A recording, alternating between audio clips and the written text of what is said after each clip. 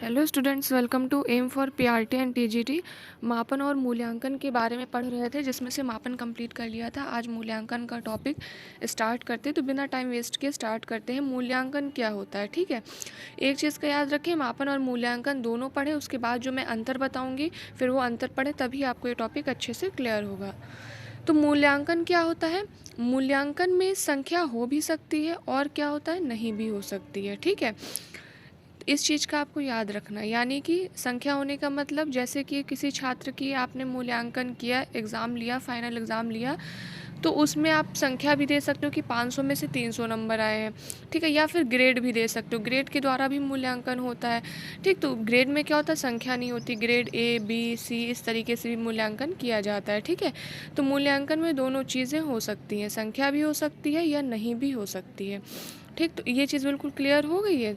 कोई कंपलसरी नहीं है कि संख्याओं में ही मूल्यांकन किया जाए, ठीक है। बिना संख्या के भी मूल्यांकन जो है हो सकता है। तो यहाँ तक ये समझ में आ गया। इस चीज़ को बिल्कुल ध्यान रखें, अगर मापन वाली आपने वीडियो ना देखी हो तो पहले मापन वाली वीडियो देख लें, ठीक है। या तो इसको पढ़ने के बाद फिर आप मापन वाली वीडियो में जाएँ और उसको भी पढ़ लें, और इसके बाद में जब दोनों में अंतर बताऊँगी तो बहुत अच्छे से क्लियर हो जाएगा, बिल्कुल कन्फ्यूजन नहीं होगी। क्योंकि इसमें बिल्कुल एक कह सकते हैं माइनर सी लाइन है मापन और मूल्यांकन में, जिसकी वजह से कन्फ्यूजन होती है, ठीक है। जब आप बिल्कुल उस चीज़ को, जो कंसेप्ट है, जो पर्टिकुलर पॉइंट है, जब उसे समझ जाएंगी तो कन्फ्यूजन की कहीं कोई भी गुंजाइश नहीं रहेगी, ठीक है। तो इस चीज़ का ध्यान रखें। अब मापन और मूल्यांकन के बारे में एक जो इम्पोर्टेंट चीज़ है कि वस्तु कितनी संख्या में है, ठीक है, या कितनी हाँ संख्या ही कह सकते हैं, कितनी संख्या में है, ये क्या हो गया, ये आपका जो है मूल्यांकन हो गया, सॉरी मापन हो गया, ठीक है। वस्तु कितनी संख्या में है, ये क्या हो जाता है, ये मापन कहलाता है, ठीक है। यानी कि उसकी एक कह सकते हैं नंबर बताया जाता है, ठीक। लेकिन वस्तु के जो गुण दोष हैं, ठीक है, कि उसकी क्या क्वालिटी है, क्या उसके जो है प्रोस एंड कॉन्स हैं, तो उनके गुण दोष की विवेचना ये किस में आ जाता है, ये मूल्यांकन में आ जाता है, ठीक है। तो वस्तु कितनी संख्या में है ये मापन हो गया, और उसके गुण दोष की विवेचना ये मूल्यांकन। कहने का मतलब है जैसे कि आप मूल्यांकन के द्वारा गुण दोष बता सकते हो। अब कौन सा बच्चा मैथ में बहुत होशियार है, कौन सा बच्चा मैथ में कमज़ोर है, ये आपको मूल्यांकन के द्वारा पता चल जाएगा। जिसके नंबर बहुत ज़्यादा अच्छे आए, जिसको ए ग्रेड मिला है, वो मतलब मैथ में होशियार है, और जिसको ग्रेड कम मिले हैं या नंबर कम आए हैं तो मतलब उस बच्चे में थोड़ी सी कमज़ोरी है या मैथ में दोष है, ठीक है, या मैथ पढ़ने में या कहीं सीखने में कुछ ना कुछ त्रुटि रह गई है, ठीक। तो अब ये चीज़ क्लियर हो गई। अभी इसको जैसे जैसे आगे पढ़ेंगे तो बहुत अच्छे से क्लियर होगा, परेशान होने की कोई ज़रूरत नहीं है, ठीक है। क्लियर नहीं होगा मैं दोबारा वीडियो बना करके डाल दूँगी, और दोबारा और अच्छे और ईजी एग्जाम्पल से समझाऊँगी, इसलिए आप बिल्कुल परेशान ना हो। तो कहने का अर्थ ये है कि मापन हमें ये बताता है कि कोई वस्तु, ठीक है, मापन हमें यह बताता है कि कोई वस्तु गुणात्मक या मात्रात्मक रूप में, जो बच्चे नोट्स बना रहे हैं वो नोट्स बना सकते हैं, लिख सकते हैं, क्योंकि मैं मतलब बोलचाल की भाषा में बताती हूँ, किताबी भाषा में नहीं, किताबी भाषा बहुत टफ होती है, ठीक। तो मापन हमें ये बताता है कि कोई वस्तु गुणात्मक या मात्रात्मक रूप में कितनी है, ठीक। गुणात्मक या मात्रात्मक रूप से कितनी, गुणात्मक मात्रात्मक मैंने आपको मापन की वीडियो में बताया है ना, आपने देखा हो तो देख लीजिए। तो गुणात्मक या मात्रात्मक रूप में कितनी संख्या में कोई ये हमें कौन बताता है, ये मापन बताता है, ठीक है। जबकि मूल्यांकन हमें यह बताता है कि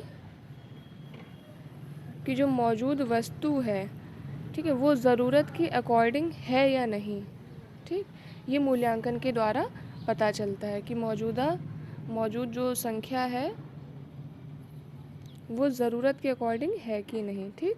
जैसे कि किसी बच्चे की स्कोरिंग करी मैथ में, उसके 100 में से 10 नंबर आ रहे हैं, ठीक। तो हमें मूल्यांकन किया, हमें पता चल गया कि ये जो 10 नंबर आए ये ज़रूरत के अकॉर्डिंग नहीं है, एटलीस्ट बच्चे के 50 या 60 नंबर आने चाहिए, ठीक है।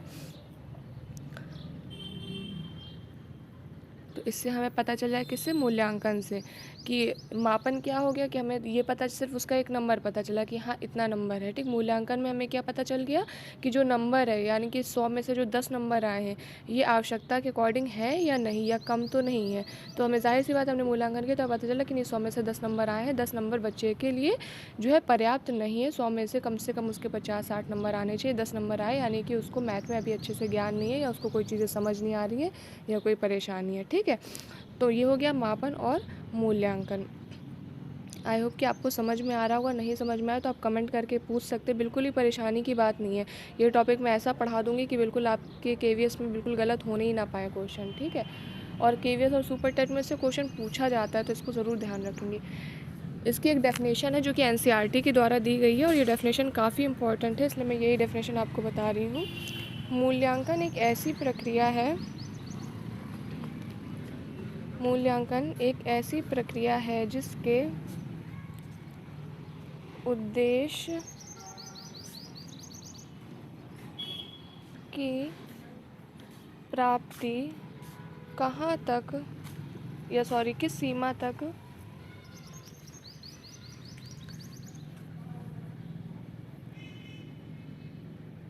हुई है, यह ज्ञात किया जाता है, ठीक है। यह ज्ञात होता है मूल्यांकन के द्वारा कि उद्देश्य की प्राप्ति किस सीमा तक हुई है तथा अधिगम अनुभव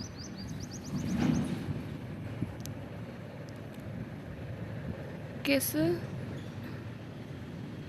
सीमा तक पहुंचाया गया है।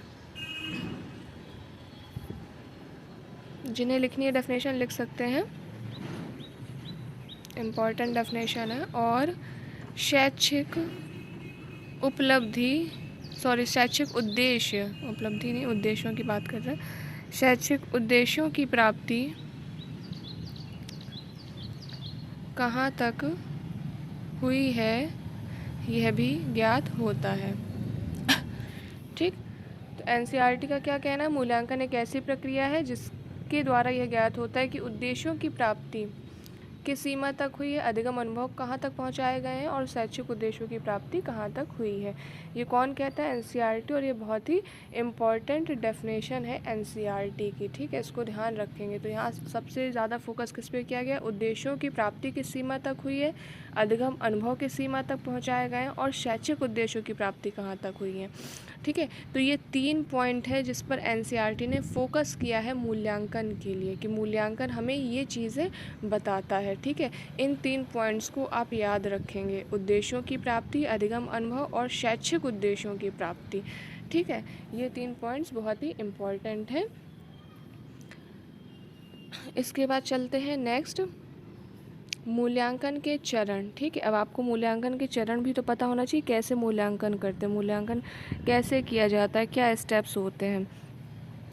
तो सबसे पहले तो मूल्यांकन की विषय वस्तु का निर्धारण, ठीक है। तो कोई एक विषय वस्तु का भी तो आप निर्धारण करेंगे जिसके अकॉर्डिंग आप मूल्यांकन कर रहे हो, ठीक है। किस चीज़ का मूल्यांकन कर रहे हैं, किसका मूल्यांकन करना है, तो एक विषय वस्तु भी तो होनी चाहिए। फिर विषय वस्तु का निर्धारण कर लिया, अब उसके बाद किस विधि से मूल्यांकन कर रहे हैं, ठीक, कौन सा तरीका अपना रहे हैं, पेपर पेंसिल टेस्ट ले रहे हैं, वाइवा ले रहे हैं, क्या किस तरीके से कर रहे हैं, ठीक। तो मूल्यांकन की विधि का चयन कर लेते हैं फिर, ठीक है। मूल्यांकन की विधि चयन कर ली कि हमें जैसे कि पेपर पेंसिल टेस्ट लेने हैं, ठीक है।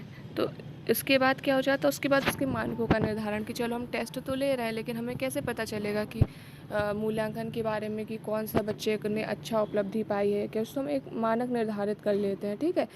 कि ये पेपर पेंसिल टेस्ट है, 60% अगर आपके आएंगे तो आप फर्स्ट है, 60 के नीचे आएंगे तो आप सेकंड है, या इस तरीके से कोई मानक जो है बना लिए, ठीक है। मैं आपको इसीलिए आसान भाषा में समझा रही हूँ ताकि आपको समझ में आए। किताबों में इतनी बुकिश लैंग्वेज लिखी रहती है कि उसको सिर्फ रटा जा सकता है, रटने से क्वेश्चंस हल नहीं होते हैं, ठीक।